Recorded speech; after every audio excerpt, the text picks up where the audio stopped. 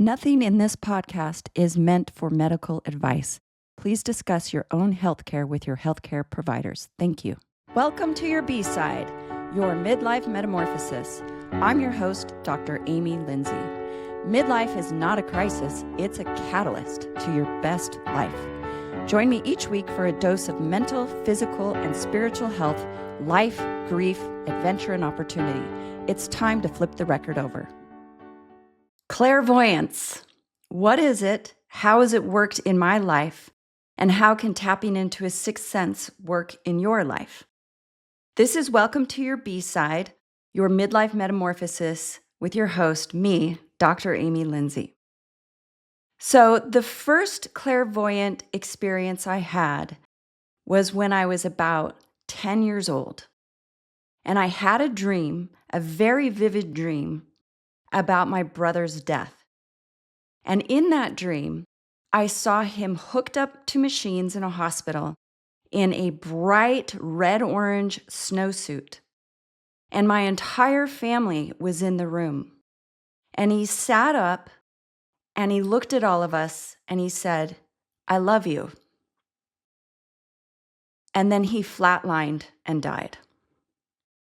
I had this dream exactly 2 months before my brother was killed in an avalanche while snowboarding. The day the avalanche took his life, I had been at ballet all day. I had come home to eat a later meal than the rest of the family because my ballet class went through dinner time. And I was sitting there in my ballet tights and leotard with a little sweatshirt over me, eating my meal at the counter in the kitchen when the phone rang. And my mother said, "Who do you think it's for?" And I said, "I bet it's for you." And she answered the phone, and I watched her face go white. And she sat down and took in the information she was receiving on the other end of the line.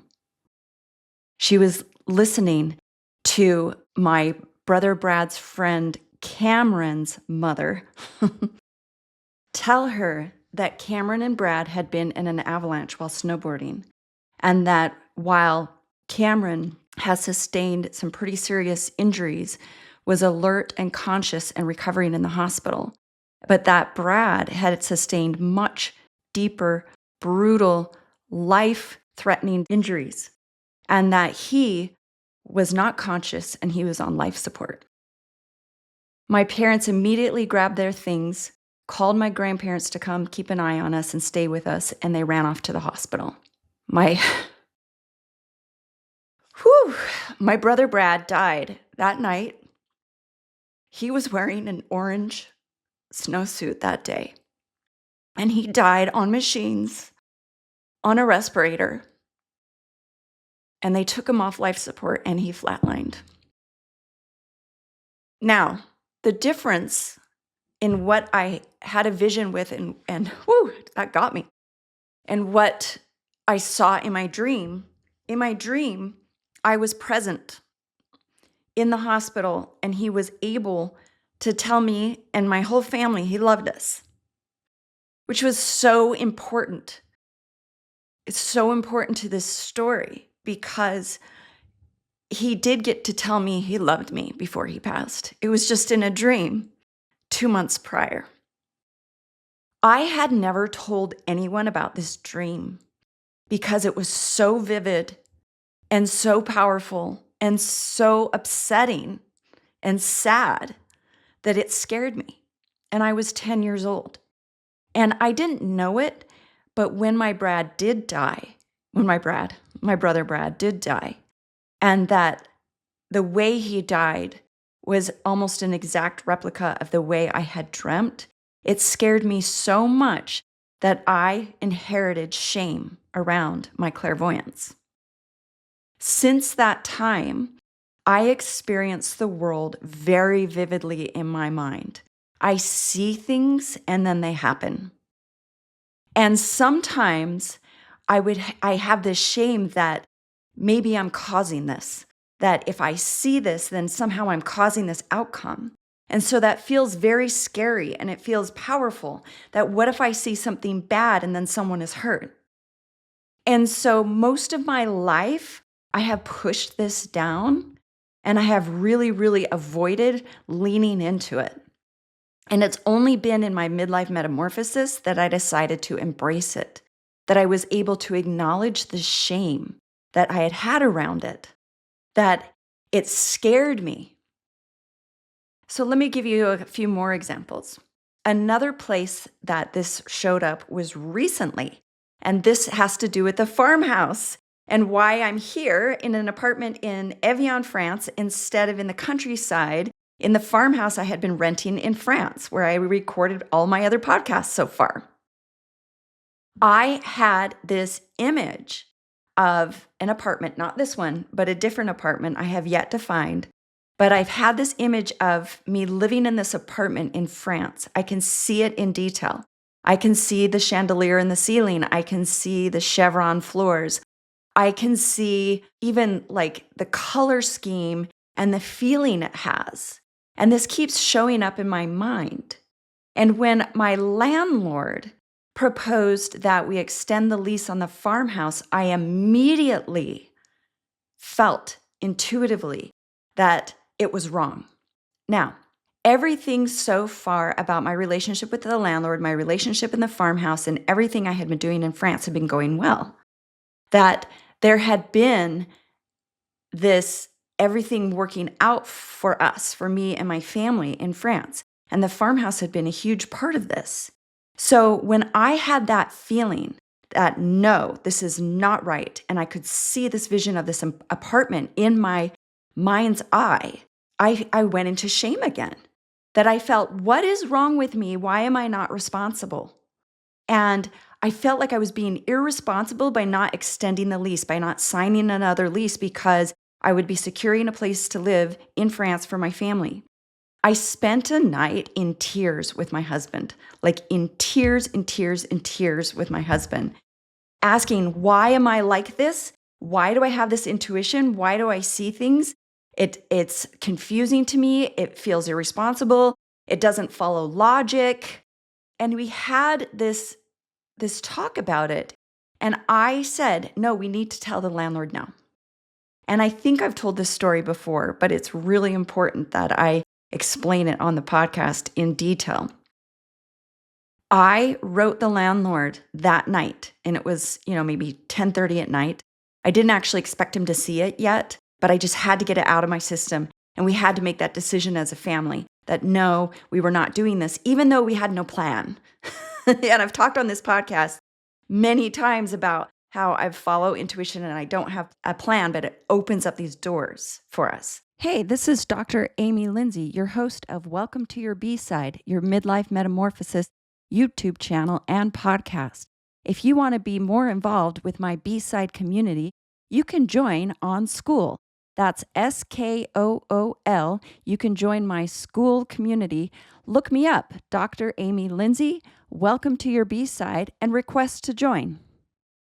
So we're like literally in this moment now, but my spouse agreed, okay, we're going to follow your intuition again. It rarely has ever led us down the wrong path, if ever. So, okay, but he also couldn't see the logic in it, and he really loves living in the farmhouse. So that was 10:30 at night. At 9 a.m. the next morning, so less than, I guess it was a little over 12 hours. No, less than 12 hours. 12 hours. A knock at the door, and it was a realtor. A realtor who said she had been talking to the owner about selling the house and had buyers and wanted to know if I was the owner, if she's the person I had been talking to on the phone.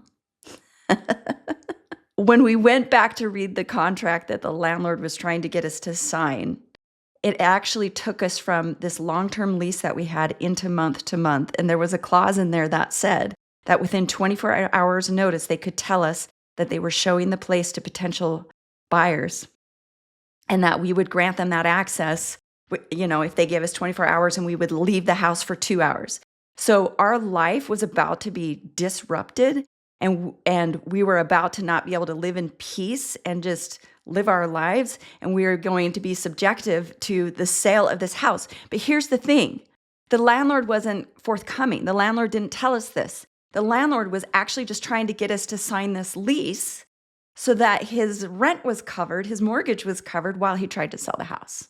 So we were being manipulated, right? And my gut instinct was so strong that I knew something was wrong without actually knowing something was wrong. But this is that clairvoyance. And I connected the dots in that moment, why I was crying the night before, because I was feeling irresponsible, that something's wrong with me. But here's the thing. The more we listen to that sixth sense, for me, it comes very visually. So that's what clairvoyance is that it's this visual that we see. Sometimes for me, I get that gut feeling. Sometimes for me, mine is like a tingling in my extremities. Like I experience a tingling in my arm kind of coming up into my body. And then I have to pay attention because something is tingling just in the right way that I know that I'm about to have a breakthrough in my life. This happened with everything that happened with Kilimanjaro and the soccer story with my son in Spain and then ending up in France. I had that tingling. But I also have the visual. So that's where the clairvoyance part comes in. So the other place it shows up where I have this duality, I have this battle in my head, is in my doctoring.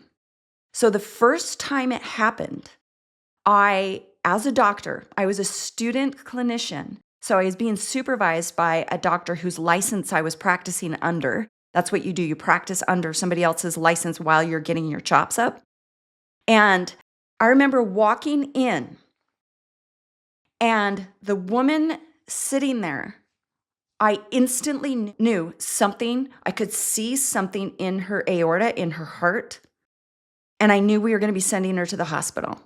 And I saw it. And as somebody who follows science, who's somebody who follows clinical thinking and going through a whole differential diagnosis and doing your duty as a doctor to gather all the information, run the proper labs and the proper imaging, and ask all the correct questions, this experience was a little traumatic for me. It was a little traumatic because I didn't know what was happening. And I didn't know whether to trust it or not. And I didn't want to fuck it up and be a terrible doctor and send this person down the wrong road because I had some visual about her aorta. And here's what happened next. I did a proper intake. I asked her all the questions. I really tried hard not to have my bias kick in and just ask her about symptoms that would go with that finding. And I did a physical exam on her, and the physical exam absolutely led towards us needing to do a further workup of her heart and her aorta. So the physical exam did absolutely speak to that. And I remember calling my supervisor in and having my supervisor, the doctor with the license, come in and sort of go through everything I had already done and really ask all the questions and go through the whole process. And yeah, we sent her immediately to the hospital with a differential diagnosis about her aorta and her heart. And we did that through clinical thinking, differential diagnosis, through physical exam, and through all the doctor tools we have. But I have to tell you that that experience scared the living shit out of me, because that's not what we go to the doctor for. That if I was going to be this real doctor, and I say real doctor because when you study integrative medicine and naturopathic medicine, there's this kind of paradigm that you're in where everybody's telling you that you have to make sure you have your shit handled because conventional medicine will often challenge you and question you because you are thinking holistically and you're trained differently. If you had to describe what the difference is between like a integrative naturopathic doctor and a conventional doctor, it's in the training and in the questions we ask and how we see the body. Does that make sense? So often in conventional training, what's happening is that all the anatomy and physiology and clinical thinking is a little more isolated and reductionist, meaning that you kind of zero in and focus on an area of the body, like the cardiovascular system or the respiratory system or some acute illness like a respiratory illness, or you tend to specialize, maybe you're an orthopedic surgeon or you do cardiology and or you do urinology or you do women's health or gynecology, and you kind of focus on an area of the body, and that your thinking is very reductionist and very based in how you're going to treat the patient. Does that make sense? Like what you're going to do about what you find. And if there's a medication for it, or if you send them down for more imaging and refer them to another specialist. But it's often built around not just medication, but it's built around a treatment protocol, which makes sense, right? If you go to the doctor and they discover something, you want to be treated for it. That makes total sense. The way a naturopathic doctor and the way an integrative doctor and a holistic doctor works is you're looking at the whole system, that there is no system in your body that works alone. Your thoughts can create heart palpitations, right? You don't necessarily need to go to the cardiologist for that. Maybe you do, just to like cover your bases. Maybe you want to get a heart monitor, right? It could be, quote, just stress, or it could be something you need to handle. But the way that a naturopath or a holistic doctor looks at things is we're looking at it from a mental health perspective, a physical health perspective, and we understand how everything is working together. How everything is working together. And it's not always super complicated. Sometimes it's very simple, but sometimes you approach it from a way that you just couldn't in conventional medicine. And you're not starting from like a medication or treatment protocol and working backwards. You're actually really trying to get to the root of what's going on. So something can be going on with someone's adrenals that are affecting their body in a way that if you're only treating the symptom, you don't find the root in the adrenals, if that makes sense. That if you're just treating kind of what you see on the surface and what the patient is telling you, you're not actually getting deep into the root cause of it. And a lot of people call this root cause medicine, right? But I feel the need to explain that because the other element that comes in with holistic medical providers or naturopaths. Well, by the way, we're all licensed.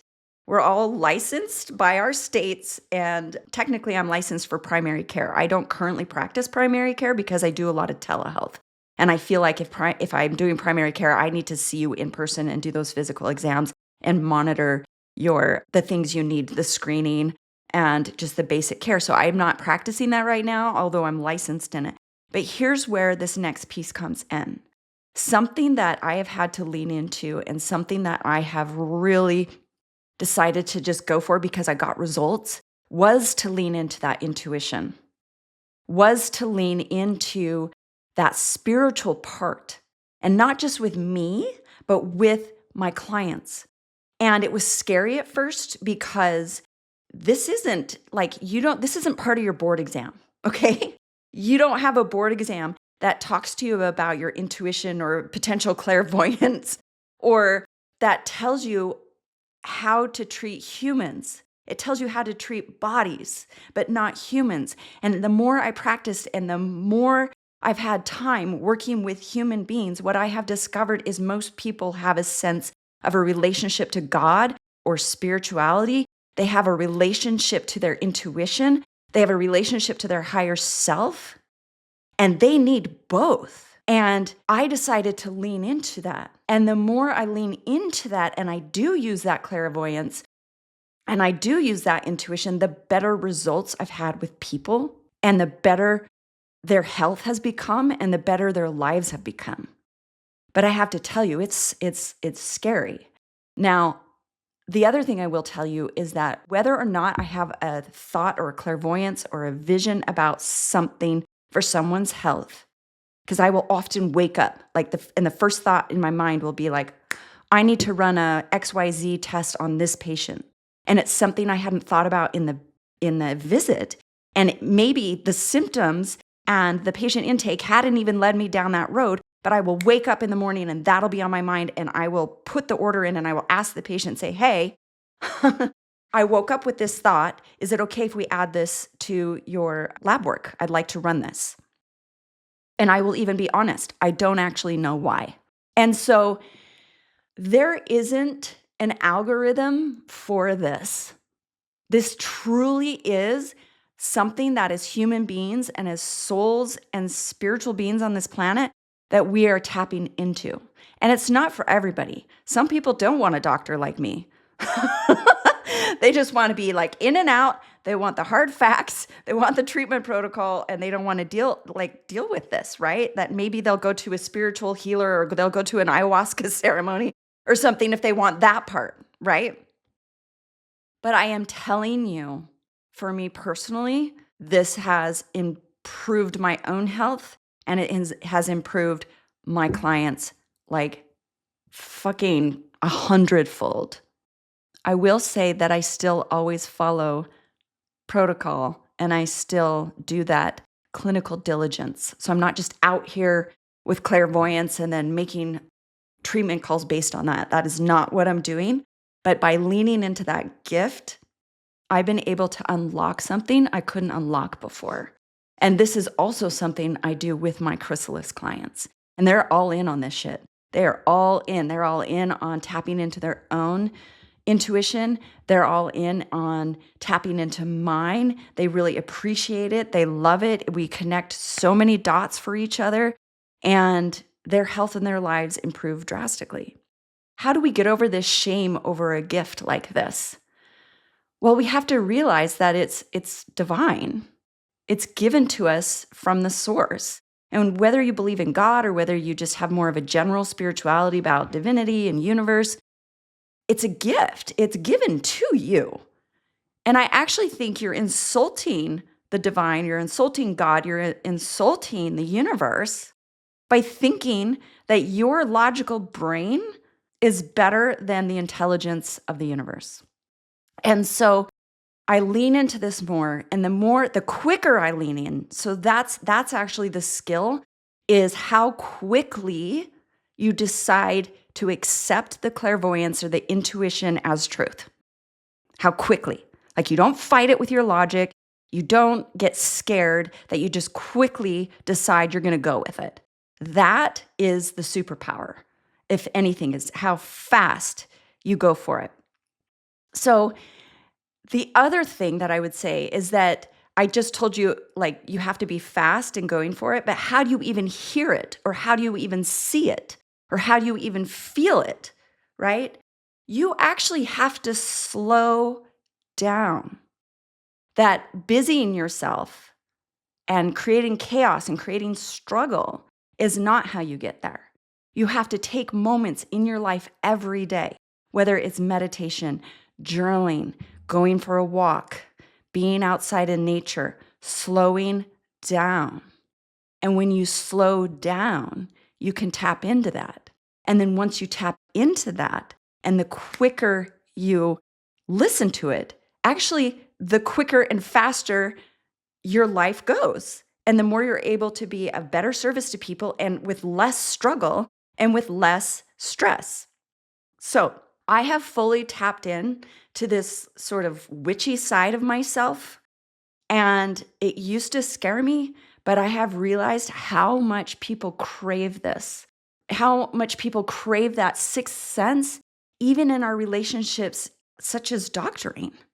And so if any health professionals are listening to this and you feel like you have a gift, some sort of intuitive gift, and you know deep down that you're dealing with human beings who are spiritual beings living a human experience, you know what I'm talking about. And I would say I'm going to encourage you all to lean into this, because slowing down, you can tap in, and then listening, the quickest you can listen, you actually create that flow and that desired outcome faster. In the new year, I would encourage everyone to see if they have a sixth sense. And I think most of us do, but we might not be able to tap into it for a variety of reasons. It could be stress. It could be how we orient to our lives. It could be coping mechanisms. It could be substance use. How are you numbing yourself? Maybe work on having the courage to stop numbing yourself and slow down and listen in.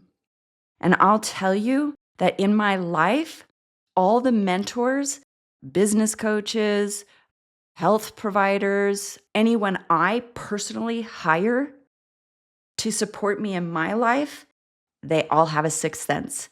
They are witchy goddesses, all of them. And it is so inspiring to watch this. My producer of this podcast, totally psychic, totally witchy, incredible, amazing. Shout out to Sam. One of my life coaches and business coaches she just has these downloads, like she channels and she connects and channels and is incredible. And shout out to Adele.